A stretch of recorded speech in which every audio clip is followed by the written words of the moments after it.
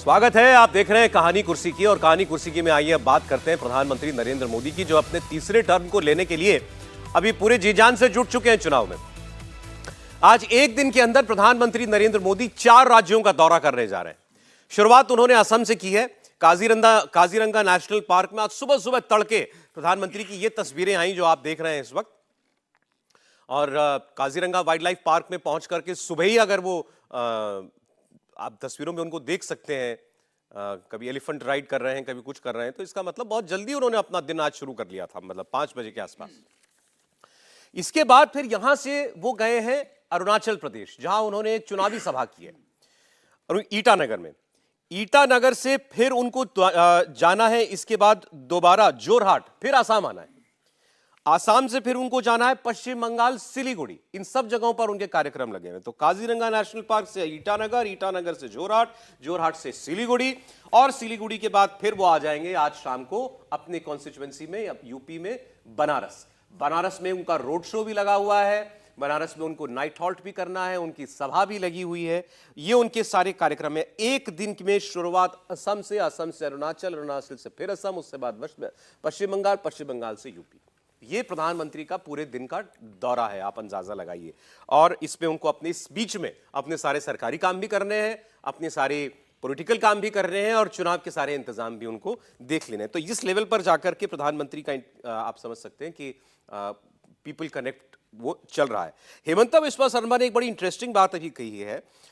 उन्होंने कहा है कि, और जैसे उन्होंने जिम्मेदारी ली हो इस बात की, कि असम को मिला करके पूरे नॉर्थ ईस्ट के अंदर 25 लोकसभा सीटें आती हैं, और उन्होंने ये कहा कि इन 25 में से 22 लोकसभा सीटें हम जिता करके देंगे। जो 3 वो छोड़ रहे हैं वो मोस्टली असम की सीटें हैं। वो मानी जाती हैं कि चूंकि वो इतनी हेविली मुस्लिम डोमिनेटेड सीट्स हैं कि वहां से सीट बीजेपी का जीतना बड़ा मुश्किल हो जाता है। तो उस पर उन्होंने कुछ नहीं कहा। इसके अलावा कहा कि हम इसके बाद 22 की 22 सीटें मोदी को जीत करके देंगे। राव जी, देखिए, अरुणाचल तो बड़ा साफ है।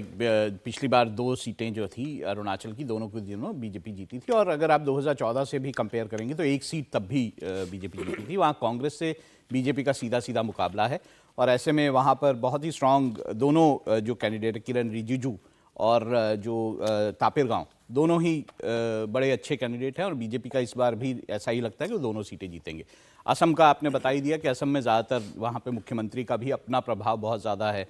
असम में बीजेपी को इस बात का भी फ़ायदा मिलता है कि किस तरह से जो बांग्लादेश से जो लोग जो हैं वहाँ पे घुसे हुए हैं, उसके खिलाफ जो सेंटिमेंट जो दिखाई देता है पूरा असम में, वो भी एक बहुत ही ऐसी चीज़ है जो बीजेपी के फायदे में जाती है, बीजेपी को सपोर्ट करती है। 25 में से 22 प्लॉजिबल है, मतलब मुमकिन है होना। देखिए, 25 में से 22 नहीं तो 25 में से 21 या 20, मतलब मेजरली ऐसा लगता है कि जो पूर्वोत्तर के राज्य हैं, हाँ, वहां ऐसा पर क्या कि वो कह रहे हैं कि ईस्ट आपने कवर कर लिया, बेसिकली ईस्ट और नॉर्थ ईस्ट दोनों, नॉर्थ ईस्ट और ईस्ट कवर कर लिया, क्योंकि उसके बाद फिर आएंगे तो फिर पश्चिम बंगाल बचेगा। ईस्ट की बात करते हैं तो उड़ीसा की बात हाँ, आ जाती है, उस पर हम बाद में बात करते हैं। पश्चिम बंगाल और उड़ीसा बचेगा, उसको छोड़ के आपने नॉर्थ ईस्ट मेजरली आपने कवर कर लिया। समीर जी, नहीं, मुझे लगता है कि 25 सीटें का जिस हेमंत बिस्वा जिक्र कर रहे हैं नॉर्थ ईस्ट की, उसमें से 25 में से भारतीय जनता पार्टी 21 से 22 सीटें जीतने की स्थिति के अंदर है।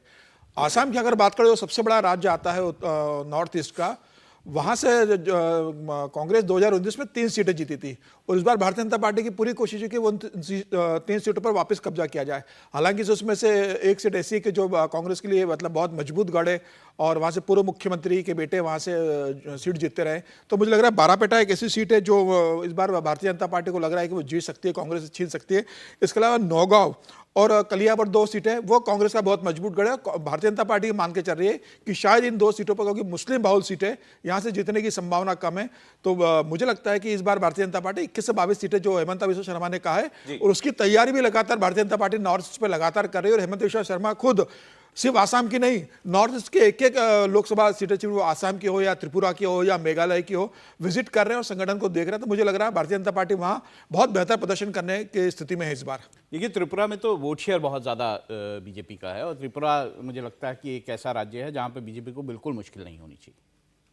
नहीं, और त्रिपुरा में तो वैसे भी अब तो एक तरह से कहें कि त्रिपुरा और असम तो 2 ऐसे राज्य हो रहे हैं जो मोटा विपक्ष विहीन होते जा रहे हैं। यानी अगर असम में भी आप देखें जिस तरह से एक के बाद एक कांग्रेसी विधायक छोड़कर इधर चले आ रहे हैं, और त्रिपुरा में भी जो त्रिपुरा मोथा है वो भी साथ में आ गई, त्रिपुरा तो मोथा एक साथ तरह में आ गया। साथ में आ गई। तो एक तरह से कहें ये दो ऐसे राज्य हैं जो पूरी तरह से विपक्ष मुक्त कर दिया है भारतीय जनता पार्टी ने, और शायद ये भी वजह है कि जो 22 सीटों का या 21 सीटों का कॉन्फिडेंस आ रहा है वो उस वजह से। अब एक बदरुद्दीन अजमल वाली सीट है, वो भी बड़ी स्ट्रांग है, वो भी बहुत मुश्किल है कि उसको ले पाए। तो कुछ यही 2-3 सीटें हैं जहां उनको मुश्किल दिखती है। कुछ एलिफेंट सवारी पे भी बोल दीजिए, सुबह सुबह नहीं, देखिए, उठ के ये- प्रधानमंत्री नहीं, काजीरंगा जो लोग गए हैं तो वहाँ तो देखिए काजीरंगा एक ऐसा नेशनल को पार्क लेके आप तरह तरह के देखेंगे मैसेज आ रहे होंगे, वो उनको भी ट्रोल कर रहे होंगे लोग। नहीं, सुबह काजीरंगा सुबह उठ के बहुत जो है अच्छा, प्रधानमंत्री जो लोग जाते घूमने हैं चले गए।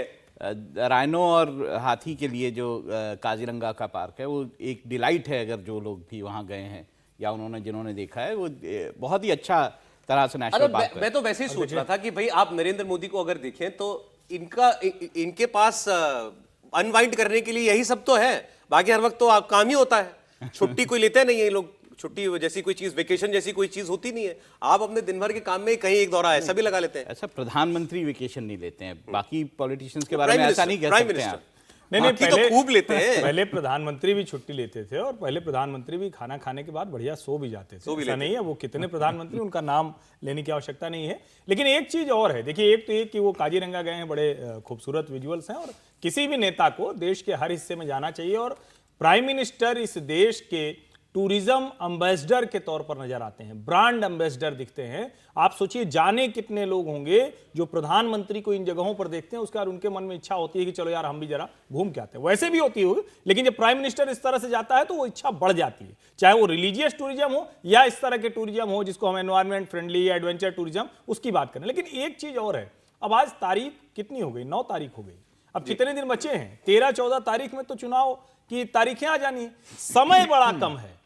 वैसे भी प्रधानमंत्री नरेंद्र मोदी एक एक दिन में 3-3, 4-4 ऐसे कार्यक्रम बड़े रखते हैं, अब तो उनके पास टाइम कम है, उसके पहले सारे के सारे जो एजेंडे हैं वो उसको पूरा करना है। तो मुझे लगता है कि वाइंड अप हो जाएगा 12 तारीख तक, और 13-14 तारीख में चुनाव आचार संहिता लग जाएगी, तो उसके पहले तो ये जरूरी भी है। हम अपना काम तो ले लें, कब पूरा कर लेंगे। लेकिन अच्छा, अब देखिए अलायंस की बात हुई, त्रिपुरा मोथा के साथ अलायंस हो गया, त्रिपुरा में भारतीय जनता पार्टी का, कांग्रेस उड़ीसा में कोशिश हो रही थी अलायंस की, अभी हम लोग बात कर रहे थे कि बीजू पटनायक, माफ कीजिएगा, नवीन पटनायक की पार्टी के साथ अलायंस हो जाए, वो शायद कहीं रुक गया। उनके जो सिपह सलार हैं पांड्यान साहब, वो दिल्ली आए हुए थे, पीके पांड्यन और एक और डील नेता नहीं हुई वो, उनके दिल्ली आए हुए थे। और खास तौर से देखिए वहां पर, मैं पहले भी बोलता हूँ, उड़ीसा में अगर बिग ब्रदर कोई है तो वो बीजेडी है।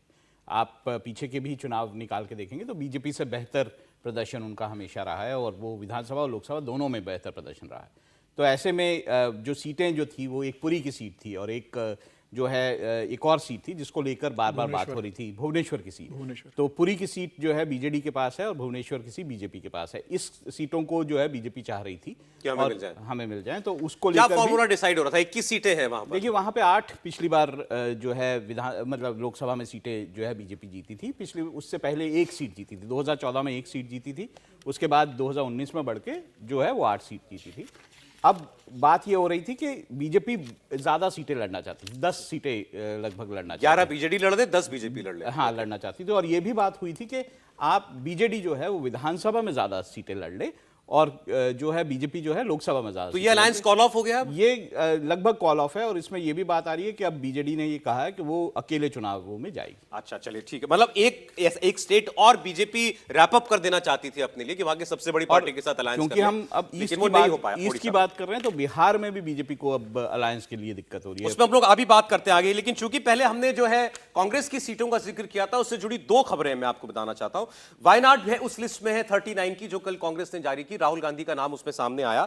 लेकिन राहुल गांधी के नाम आने के बाद 2 सवाल खड़े हुए कि इस पर क्या उनके साथी जो हैं वो खुश हैं, क्योंकि डी राजा जो सीपीआई के नेता हैं, उन्होंने कहा कि उनको यहां से नहीं लड़ना चाहिए, वो कहीं और ऐसी जगह पर जाएं, बीजेपी मजबूत हो, जहां पर नॉर्थ में जाकर के लड़े, उत्तर भारत में जाकर के लड़े। उनका बयान मैं आपको दिखाने जा रहा हूं। और उसी लिस्ट में बीजेपी, भारतीय कांग्रेस पार्टी के बड़े इस वक्त ताकतवर संगठन महामंत्री केसी वेणुगोपाल, उनका नाम भी है। बहुत से लोग ये मानते हैं कि इस वक्त कांग्रेस पार्टी को केसी वेणुगोपाल ही चलाते हैं, वो सबसे ज्यादा ताकतवर नेता है। वो एलापूजा से जो है वो चुनाव लड़ रहे हैं। तो उन्होंने क्या मैसेज दिया है कि अगर मैं खुद संगठन महामंत्री, जिसका काम है औरों को चुनाव लड़वाना, वो खुद चुनाव में उतर रहा है, तो सारे सीनियर लीडर जितने भी हैं, चाहे मध्य प्रदेश के हो चाहे राजस्थान के हो, उन सबको भी कमर कस के मैदान में उतरना चाहिए। पहले आपको सुनाता हूं मैं राहुल गांधी के वायनाड से लड़ने पर उनके साथी डी राजा, उन्होंने क्या कहा। This is what they should have thought. because as CPI we have announced the candidates long back and campaign is going on. This is all known to Congress party. Despite that, if they decide to field Mr. Rahul Gandhi as candidate in one constituency where he has to confront LDF, Left and Democratic Front, and CPI, that is for Congress to think over. देखिए सवाल सीधा सा है, बात सीधी सी है। वायनाड की seat वहां से कोई भी हो, उनको एक सेफ सीट समझी जाएगी। अगर वहां से इंडिया गठबंधन की तरफ से लेफ्ट का कोई उम्मीदवार लड़ लेता है या कोई और पार्टी लड़ लेती है वहां से, क्यों? क्योंकि वहां पर जो क्रिश्चियन और मुस्लिम कम्युनिटी का वोट है वो कुल दोनों मिलाकर के 50% के करीब हो जाता है, तो बड़ी सेफ सीट है। 60% हो जाता है, तो कोई चिंता की बात नहीं है। तो इसीलिए लेफ्ट उनको ये कह रहे हैं भाई ये सीट सेफ सीट हमारे लिए छोड़ दो, तुम नॉर्थ में जाकर कहीं पर लड़ो। आपको जाना चाहिए, आप अमेठी से लड़िए, आप अमेठी के अलावा उत्तर प्रदेश में कहीं और सीट से लड़ सकते हैं। तो ये डी राजा उनसे कह रहे हैं कि इस सीट को एक सेफ सीट राहुल गांधी अपने लिए रिजर्व ना करें। देखिए, डी राजा की मजबूरी है, डी राजा की वही, वहां से एनी राजा चुनाव लड़ रही है वायनाड से इस बार। अब राहुल गांधी की समस्या है, उत्तर भारत में कोई राज्य बचा नहीं। अमेठी थी, वो हार गए 2019 के अंदर, वापस वो अमेठी आना नहीं चाहते। रायबरेली भी अगर सोचेंगे तो वो भी उनके लिए बहुत मुश्किल सीट है। तो अब दक्षिण के अंदर 1-2 सीटें बची है जहां से राहुल गांधी चुनाव लड़ सकते हैं। अगर वहां भी उनके सहयोगी अगर उनको लड़ने नहीं देंगे तो फिर राहुल गांधी क्या करेंगे? मुझे लग रहा है राहुल गांधी वायनाड से चुनाव लड़ना उनका तय था। केरल की राजनीति के अंदर एलडीएफ और यूडीएफ दो ही हमेशा चुनाव लड़ते रहे, प्रभावशाली रहे। राहुल कांग्रेस के नेतृत्व में जो यूडीएफ है वहां पर पिछली बार 2019 के चुनाव में अगर आप देखेंगे तो 20 में से 15 सीटें कांग्रेस को मिली थी, गठबंधन को। कांग्रेस सीटें 15 सीटें जीती थी और यही कारण रहा कि इस बार जब कांग्रेस ने सीटें डिस्ट्रीब्यूट की तो सबसे ज्यादा केरल की सीटें जारी की। जो आप देखेंगे कि दक्षिण के राज्य ज्यादा लिए, उसमें उन्होंने कर्नाटका को लिया है, उसके अंदर उन्होंने केरल को लिया है, उसके अंदर उन्होंने तेलंगाना को लिया है। लेकिन मुझे ऐसा लगता है कि जब वायनाड से राहुल गांधी की बात हो रही है जीतने की, तो 2 राज्य जो सबसे महत्वपूर्ण इस समय कांग्रेस के पास है, तेलंगाना और कर्नाटका, जो उनके पूर्ण बहुमत के राज्य, वहां से अगर दोनों राज्य देखेंगे तो मिलाकर 45 लोकसभा सीटें आती है। लेकिन सिर्फ 11 कैंडिडेट वहां से कांग्रेस ने डिक्लेयर किए। मुझे लगता है कि अगर जब आपके वहां पूर्ण बहुमत की सरकार है, वहां पे आपको किसी गठबंधन से चर्चा नहीं करना है और आप ये उम्मीद कर रहे हो कि अगर वहां पर हम फिर से ज्यादा सीटें जीत सकते हैं तो आपको कर्नाटका में ज्यादा उम्मीदवार घोषित करने चाहिए थे। आपने सिर्फ वो तो देर सवेर कर देंगे। क्या आप ये भी कहना चाहते हैं कि वहां से कोई एक सीट खोज करके लड़ लें राहुल गांधी? नहीं, मुझे नहीं लगता कि अब राहुल गांधी साउथ की 2 सीट पर किसी भी स्थिति में जाएंगे नहीं। वायनाड तो फाइनल से ही लड़ेंगे। हो सकता है रायबरेली से चुनाव लड़ लें, ये हो सकता है वायनाड के साथ अमेठी लड़े। ये बात भी। और केसी वेणुगोपाल खुद चुनाव लड़ेंगे? नहीं, केसी वेणुगोपाल तो चुनाव लड़ेंगे, बड़ी अच्छी बात है। लेकिन हम लोग तो उम्मीद ये कर रहे थे कि चलो थोड़ा देर से सही, लेकिन जब कांग्रेस पार्टी की सूची आएगी तो थोड़ा दबा के आएगी, मतलब लड़ते हुए दिखेंगे वो भारतीय जनता पार्टी के सामने। उत्तर प्रदेश देश का सबसे बड़ा राज्य, जहां से रायबरेली से सोनिया जी जनप्रतिनिधि रही, एक तरह से कहें कि अभी तक भी रही, अब तो खाली हो गई, लेकिन हैं तो वही जनप्रतिनिधि। और अमेठी से पिछली बार ही राहुल गांधी आ रहे, जहां पर जवाहरलाल नेहरू, सोनिया गांधी, राजीव गांधी, संजय गांधी, राहुल गांधी, पूरा गांधी परिवार जिस उत्तर प्रदेश से आता हो, फूलपुर से लेकर अमेठी और रायबरेली तक, उस उत्तर प्रदेश की एक सीट घोषित करने का साहस नहीं कर पाई कांग्रेस पार्टी। सिर्फ वहीं का नहीं, मध्य प्रदेश नहीं घोषित कर पाई, राजस्थान नहीं घोषित कर पाई, दिल्ली नहीं घोषित कर पाई।